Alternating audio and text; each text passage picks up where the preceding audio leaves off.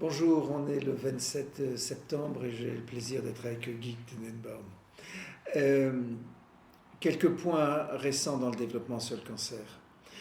La première, c'est que pour ceux qui aiment les maths ou les statistiques, vous avez toutes les statistiques sur la mortalité par cancer, son évolution depuis 1960 dans un site de l'OMS, donc de l'Organisation mondiale de la santé, qui s'appelle en anglais World Health Organization, WHO, qui s'appelle GLOBA CAN, GLOBA pour global et CAN pour cancer. Et vous voyez tous les chiffres et je vous laisse les découvrir par vous-même.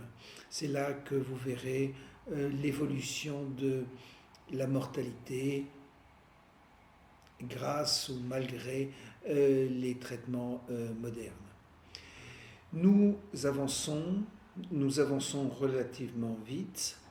Il y a plusieurs choses qui sont importantes qui se sont déroulées depuis quelques mois. Le tableau de la compréhension du cancer devient de plus en plus simple et clair.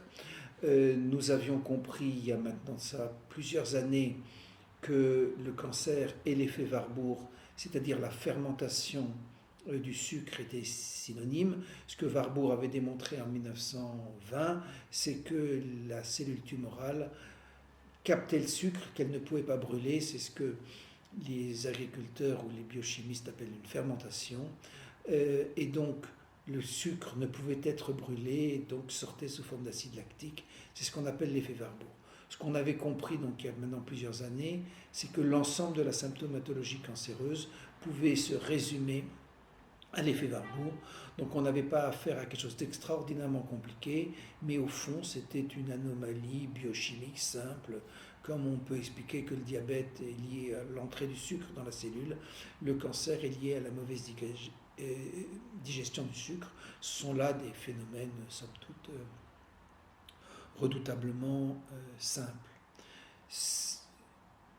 Comprendre la simplicité du cancer n'est pas nier l'ensemble compliqué des causes du cancer, parce que cette anomalie mitochondriale est elle-même due à plein de choses. Ça peut être dû au tabac, à l'alcool, aux pesticides, aux produits chimiques, à l'âge, à plein de choses. Mais au fond, ça n'est qu'une anomalie de la mitochondrie qui est quelque chose de redoutablement ciblé.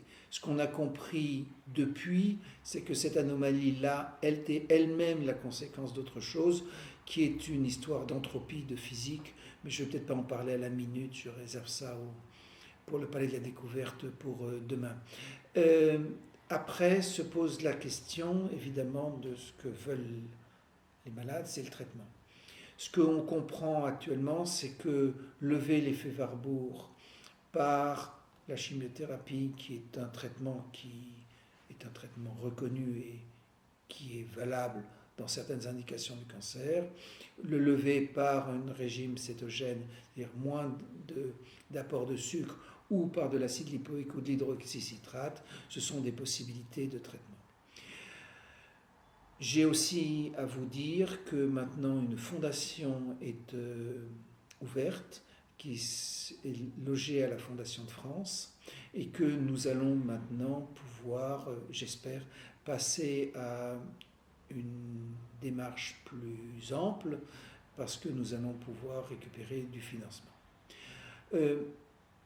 En conclusion, je suis optimiste.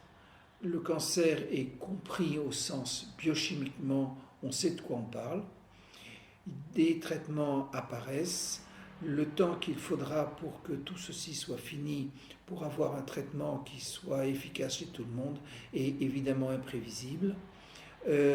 J'espère qu'il sera relativement court, mais au fond, je ne sais pas. Alors, juste pour rappeler la découverte du bacille de Koch, donc de la cause de la tuberculose, c'est 1880. Il faudra tout de même attendre 60 ans entre la compréhension de la découverte du bacille de Koch, de la tuberculose, et le traitement efficace qui sortira en 43-44. Mais pour le cancer, j'espère que ça sera beaucoup plus rapide. On est tous pressés. Allez, à bientôt. Voilà, écoutez, j'espère vous diffuser au maximum, s'il vous plaît, puisqu'on en a besoin. Merci beaucoup. Très bonne journée. Les amis.